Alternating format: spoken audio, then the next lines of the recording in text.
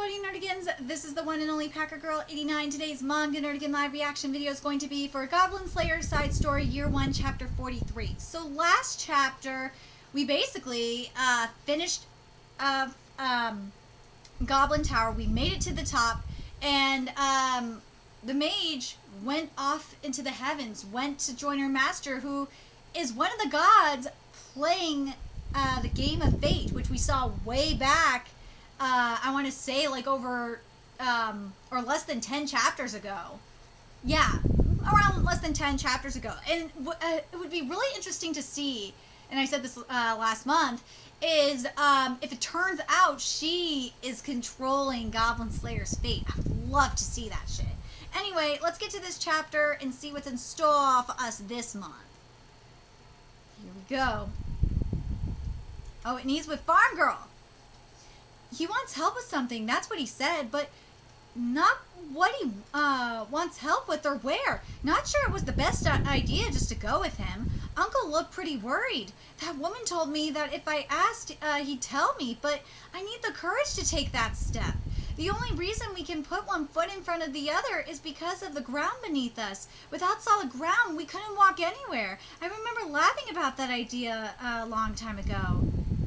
The sky is so blue. The summer sky, it's so blue, so white enough to take your breath away.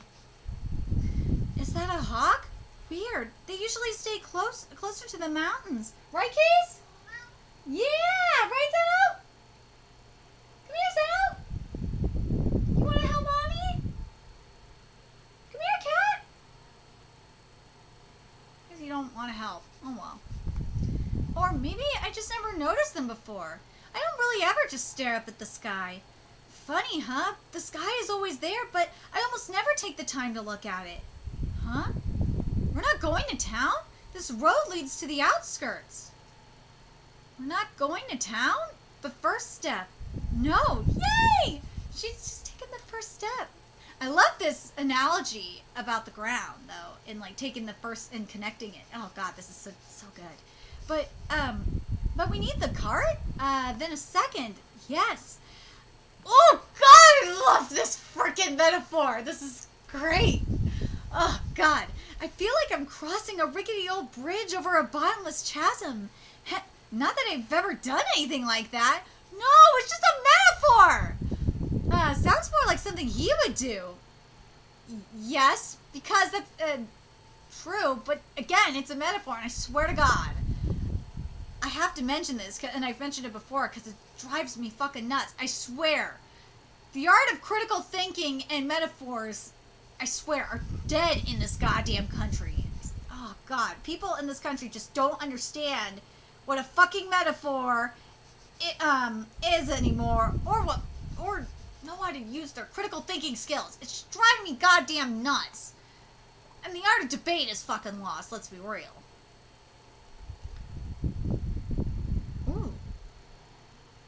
Here. Oh, we're going to the mage's house. Here, a third step. Yes. Hello? What is this place? It's like an abandoned building or a wizard's house. Yeah. Lots of strange and subtly things. Are these medicines? Maybe it's a warehouse or something. This is the one clear spot in the whole building. We're going to take some things from here. Things I need. Is that all right? And a fourth. It is my reward. Yeah! That's what you meant by the reward. I've never seen so many books. Maybe I'll just take a look. Or not. That looks way over my head. Damn, that does. Huh? There's dusty books piled all over the floor. I don't know much about taking care of books, but they smell a little moldy. Maybe we should dry them. So these books, what do you want to do with them? The fifth step. I will have the guild donate them to the temple of the god, or a god of knowledge, perhaps. Then those who need them can read them. That's a great idea. Well, she said, the farm girl says, that's a good idea. I'm sure they will help someone. Books are full of all sorts of handy things. I completely agree. This is such a good idea to donate them to the temple of knowledge. I think that's what the mage wanted too, if I remember correctly, right? And if not, if she never voiced it, or, you know, said that to Goblin Slayer, I think that's what she would have wanted, too, because that's what she was, I think that's what she was doing. She was writing those books, for them, anyway, so, it's a win-win. Yes, glad we came here first thing in the morning. I've never seen so much stuff in such a small, space. Hauling things outside is just the start. Sorting them is another challenge. Stacking them in the cart is rough too. No wonder he wanted the cart and a second pair of hands and a whole day of work and a whole day to work. This was smart. Phew, guess we've missed lunch. I'm used to physical work, so I'm not too tired, but I don't love being hungry. What about him, I wonder? Guess we should have packed lunches, huh? Is that so?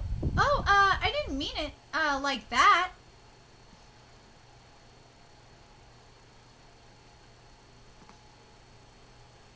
I'm sorry.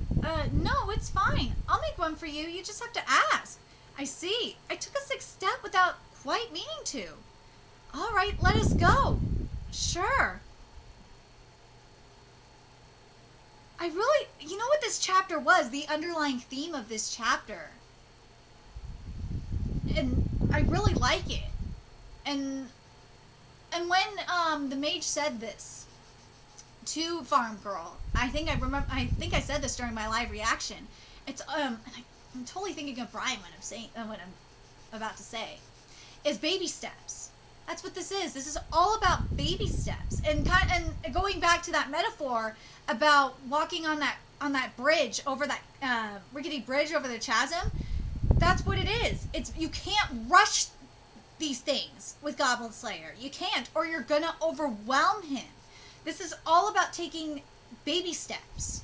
You can't rush these things. And I really like this. And you can't assume shit either, because as the saying goes, and again, this is something that Brian would tell me all the time, is assumption is the mother of all fuck-ups. You can't assume shit. You have to voice your opinion, and that's another thing that the mage said to Farm Girl. You have to ask him, and if you ask Goblin Slayer questions, he'll answer them.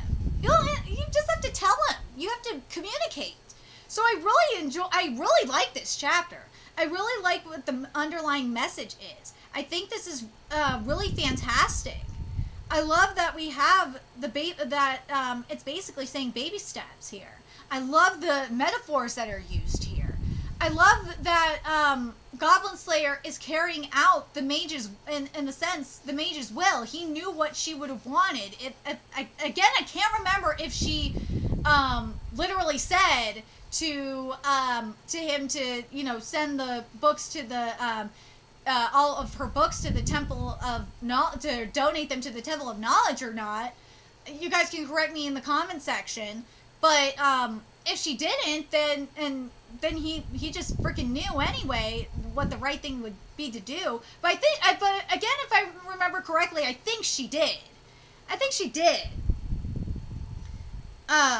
But if Goblin Slayer is smart, he would have kept the stuff on the books on goblins, all the stuff that the additional stuff that he found on goblins. But yeah, I'm really curious what you guys thought of this chapter, what you guys think of the metaphor that we got here, the metaphors that we got here, and this underlying message of baby steps, especially with communication. Let me know your thoughts in the comment section below, and remember to like, comment, share, and subscribe to Nerdigans Inc. If you love what I'm doing and want to help keep this channel alive so I can keep bringing you more Goblin Slayer content, there's a few ways you could do that. You could donate to my Cash App, PayPal, Patreon, GoFundMe, purchase something off my Amazon wishlist, all that's in the description box below. Also, make sure you follow me on Twitter, Twitch, Facebook, friend me on PlayStation Network, that's in the description box below as well. Till next time, Nerdigans, I will be seeing you later.